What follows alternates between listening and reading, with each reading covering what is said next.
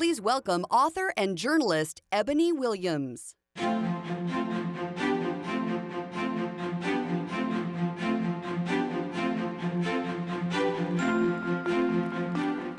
Ladies and gentlemen, our panel today really needs no introduction, but it features two longtime friends and allies of the movement. They're true leaders when it comes to strengthening the relationship and close bond between America and Israel. They're both key members of the Senate Foreign Relations Committee, and they have long track records of working across the aisle for pro-Israel legislation. Not an easy feat, particularly these days, right? So on the issues that are so vital to our community, Senators Cardin and Portman are on the very front lines authoring legislation and co-sponsoring bills to tackle BDS and confront Iran's horrible behavior and promote U.S.-Israel cooperation. Please join me in welcoming from the great state of Maryland, Senator Ben Cardin, and from the great state of Ohio, Senator Rob Portman.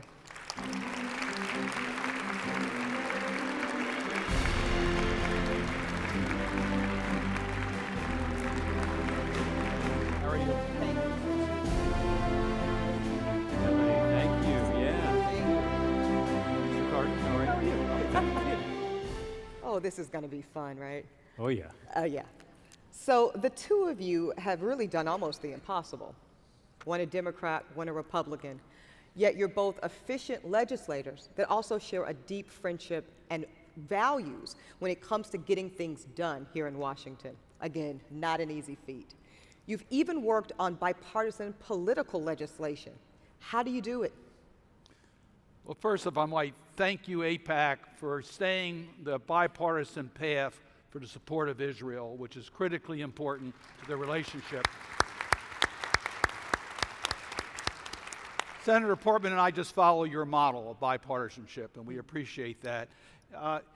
First of all, we like to get things done. Second of all, that's how the system should work. Democrats and Republicans should work together. As hard as it is for me to admit that I, as an individual senator, don't know everything, and working with a Republican, I can even get a better bill done on policy. That's the facts. Working together, we can get things accomplished. And we've been able to do that on domestic issues and on foreign policy issues. And by the way, we like each other. And we've been able to work together to get pension work done. And importantly, we got a bill passed that requires our trade representative to negotiate anti-BDS provisions, despite the fact we didn't have support from the chairman of the committee or the leadership on either side. We were able to get it done because we worked together in a bipartisan manner. You can get things done. Well said. Yeah, Senator Portman. So Ben Cardin and I have done so many pieces of legislation together, and sometimes it's Portman-Cardin, sometimes it's Cardin-Portman. We're going to talk to you about a really important Cardin-Portman resolution we want you to support this week that's going to be introduced at about 3 o'clock today, and it has to do with BDS, boycotts, divestments, and sanctions. But we've done this together for so long that, to be honest with you, back in Ohio, some people think my last name is Cardin. Like, Portman's a funny first name, but you must be Portman-Cardin. But seriously, it's a matter of trust and respect, and the interest in finding a way to get something done in this crazy town. You know, the best way to do it, of course, is to be bipartisan. I listened from the stage, behind the stage, about the Senate and how 60 votes are needed for most pieces of legislation. That's true. And sometimes that's forgotten in both the House and the Senate. So people are out there pushing hard for their point of view, but ultimately you can't get something done unless you figure out how to work together. Even if that weren't true, though, it's the right thing to do for our country, isn't it? Let's bring this country together. We are too divided as a country in every respect. Finally, the president needs to sign it. So when I was a Republican in the House working with Bill Clinton, or a Republican in the Senate working with President Obama, I knew ultimately that a Democrat had to sign the legislation. We're going to go back and forth in this country with the majorities and with who's in the presidency. But it ultimately should be about, as Ben said, well, good policy. And that requires developing the trust that we've got between each other. We don't always agree, but I always know that Ben's looking out for the interests of Maryland, I'm looking out for the interests of Ohio, and we are willing, both of us, now and again, to take a little heat from the leadership in our respective parties. That's what it takes to get something done. All right. Another thing you both share is how hard you've worked, frankly, on Capitol Hill in the interest of pro-Israel legislation. I want to ask a somewhat personal question. I'll start with you, Senator Cardin. Why is supporting Israel so important to you? Well, it's important for the United States. It's important for Israel. Israel is the only country in that region of the world that shares our values, our democratic values. And that's an extremely challenging region, as we all know, with autocratic regimes. Israel shares our values. It's a reliable partner for the United States for intelligence information, for military support. It's a country that shares economic and innovation progress with the United States. So it's important for the United States, it's important for Israel, it's very important for our national security. For all those reasons, it's been an easy relationship for me to help strengthen the ties between the United States and Israel. It's good for both countries, and it's good for global security.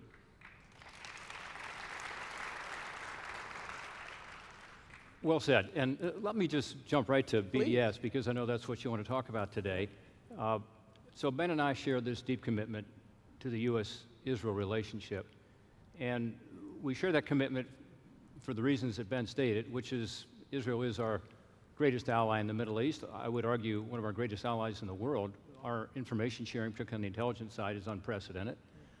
In a dangerous and volatile part of the world, the one democracy and one ally we can always depend on. But it's deeper than that.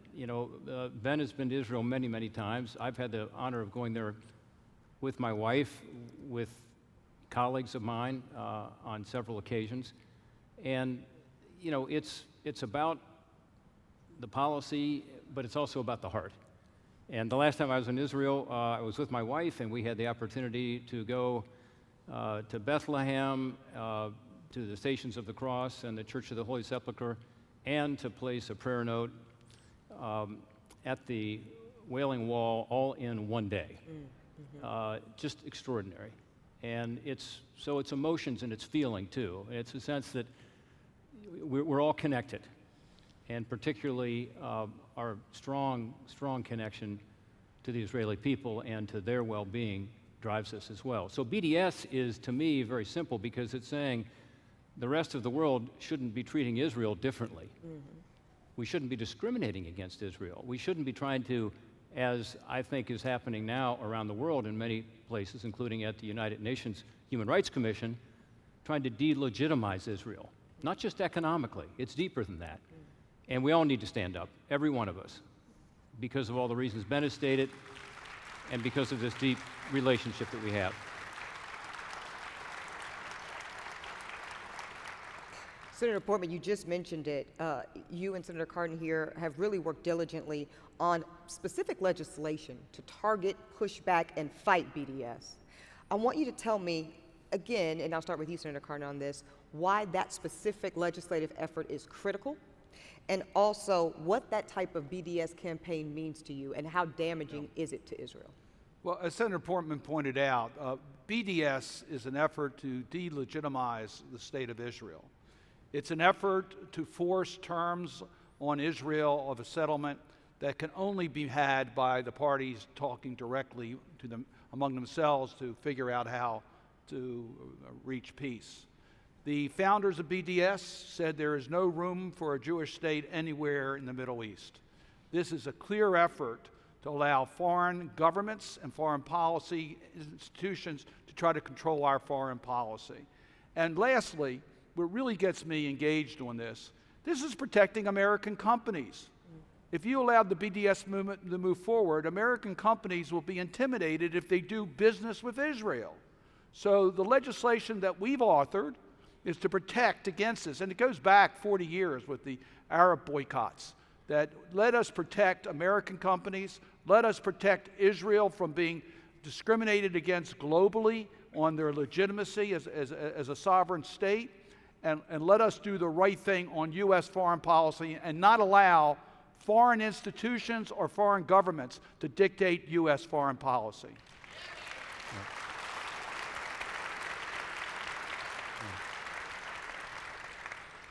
So Ben and I have been at this for quite a while, and in 2015, we went to the Finance Committee, which is the trade committee in the United States Senate, and said that we wanted to be sure that the United States government used the power of our markets to try to stop this growing BDS movement around the world. And so we said that as part of any trade negotiation, the United States should ask the other country if they have an approach toward Israel that is unfair, discriminatory, the BDS approach we've been talking about, that they needed to drop it, or else we weren't going to enter into a free trade agreement with them or help them with regard to the trade relationship. The response was interesting. People said, oh my gosh, Trade Promotion Authority, which was the context, is so important, we can't dare sidetrack this with that issue. And as Ben said earlier, the leadership on both sides, including the committee, said, don't offer this amendment. And Ben and I like to work to get things done, so we're not interested in tilting at windmills. We want to get something done. But we knew that if we could have a vote on this issue, then we could have a debate, and in the debate we could convince our colleagues. So that's what we did. And from a starting point of people saying, there's no way you can do this in the context of Trade Promotion Authority, this is too important, to the debate and then the vote in the Finance Committee of the United States Senate, ladies and gentlemen, it was not only bipartisan, at the end of the day, it was a unanimous vote in favor of our BDS legislation. And it was because we had a chance to explain it. We had a chance to explain why it was so important. I got started in this a long time ago, as Ben knows, a dozen years ago or so. I was U.S. Trade Representative, and I was asked to help finalize agreements with Oman and with Bahrain. Important countries in the Middle East. They wanted to have a free trade agreement with the United States. And as I looked into it, I found out that they still had a boycott in place, including, as you know, at that time, secondary boycotts, tertiary boycotts. And so I was very plain with them. I said, you want to enter into this agreement with the United States, you've got to get rid of your boycotts. Mm-hmm. And I was told, Portman, you just don't understand the political sensitivities in these countries. You don't understand the fact that this trade agreement is important to us and important to them and their allies, and it's just difficult for them to do politically, internally. I said, well, that's fine. I don't disagree with that it's difficult for them politically. Right. But the United States of America is not going to sign an agreement with a country that keeps a boycott of Israel in place. This goes back to the Arab boycotts. So, not on my watch at least, and not on the watch of George W. Bush, who luckily backed me up. He was viscerally pro-Israel, and he felt it in his heart. And sure enough, guess what happened? Yes. We signed an agreement with Bahrain and Oman and got rid of the boycotts because they wanted access to our market. So that's when I saw the power of our market, and then later Ben and I were able to do this for all trade negotiations. It's now a principal trade negotiating authority of the United States of America, thanks to our legislation. We now have new legislation, which we introduced in 2017. We haven't passed it yet, but we have 51 co-sponsors. Our last bill did. It was bipartisan. And it has to do with the UN Human Rights Commission and ensuring, as Ben said earlier, that other countries, and in this case, an international organization, is not going to determine how we treat our countries as it relates to doing business with Israel. That legislation will be reintroduced here in the next month or so. We've really appreciated working with AIPAC on that over the years. We'll continue to do that. We want to get that done. In the meantime, the resolution that we will introduce at 3 o'clock today, that's already been introduced by Congressman Schneider, I believe, and Congressman Zeldin in the House, that will be a more broad resolution just about why BDS is wrong. Talk about discrimination, double standard, hurting, as Ben said so well, the peace process. So we need your support on that resolution. We're going to introduce it this afternoon. If you can help us with that, getting co-sponsors this week, that would be fantastic. And then we'll move on to what might be a little more challenging legislation, which is the UN Human Rights Commission, and pushing back against their threat to have a blacklist for any company, including American companies, that do business with Israel. Well, I think if anybody knows about pushing back, is you gentlemen. So I think everybody can look forward to that. Thank you. Thank you. I want to wrap. I'm going to give you both an opportunity to have some final remarks after this final question, but you both currently sit on the Senate Foreign Relations Committee. And there's much debate about exactly where America's leadership role should be on the world stage right now. Senator Cardin, I'll start with you. How do you make the case for America really being a leader in what that foreign policy looks like? And let me just add on to what Senator Portman said in regards to the anti-BDS legislation that's now the law of our country.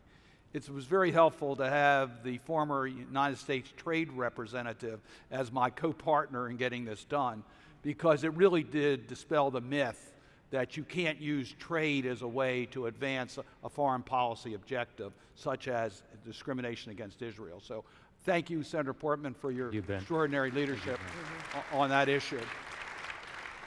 The United States is unique. It's the only superpower in the world that has the values that are right for democratic values, anti-corruption, promoting human rights. We are looked upon by democratic nations around the world as the country that can stand up to Russia, to stand up to China, can stand up to Iran, can stand up to North Korea. We are instrumental in that leadership globally to promote democratic values, good governance, and human rights. And we have the military and the economy that can support that type of global leadership. We cannot do it alone. We have to do it with our partners. That's why NATO is so important to the United States security. We have NATO as an ally in this effort. That's why the U.S.-Israel relations are so important. We have Israel as a key ally to promote these principles. And when you promote democracy, when you promote human rights, you promote stability. And that's where America should be using its foreign policy tools to promote good governance, to promote economic stability, to promote anti-corruption, and we have been very effective in promoting stability when we promote our values. Well said. Senator Portman? Well said. Yeah, that's great. Well, Ben just said it so well. And by the way, this guy has been a human rights leader for many years. Some of you know about the Magnitsky legislation. That's Ben Cardin. And again, this is having the United States take a leadership role with regard to promoting human rights, which is incredibly important. So is, as Ben said, fighting corruption and ensuring that we don't have a situation where the rule of law isn't followed around the world, because if the United States isn't leading, who will? Who will? When I was U.S. Trade Representative, obviously my focus there was on opening markets. But that has to do with all these reforms, good human rights, transparency legislation, stopping corruption, because that's all part of having an economy that's able to function well. And so many countries in the world, Africa, Asia, other continents, even Latin America, they're looking to us, the reformers, because the United States needs to be at the lead. So if we're not there, I don't know who else is. And ultimately, it comes back to help the people I represent in Ohio, and all of us here in this room today. By the way, there are a few Buckeyes in the room. Thank you for coming. There we go. OH. Okay, that was weak, but that was good. The other thing I just want to say, it is about soft power, so-called, and it is about fighting the disinformation that's out there. And again, Ben and I have worked a lot on this together. That's one of the new dangers out there, is propaganda and disinformation. We see it today with regard to an election coming up in Ukraine, as an example. But it's also about hard power, because if the United States doesn't have the ability to project force, then it's a less peaceful world. Because again, if not us, who? Who's going to keep the sea lanes open? Whether it's in the Middle East, Straits of Hormuz, whether it's the South China Sea, it's us. And Ronald Reagan famously said, you get peace through what? Strength. He's right. I mean, I think what we've seen in the last year is an improvement in our position to be able to project force, which I think has helped for us to have a more peaceful, stable world. So it's a combination.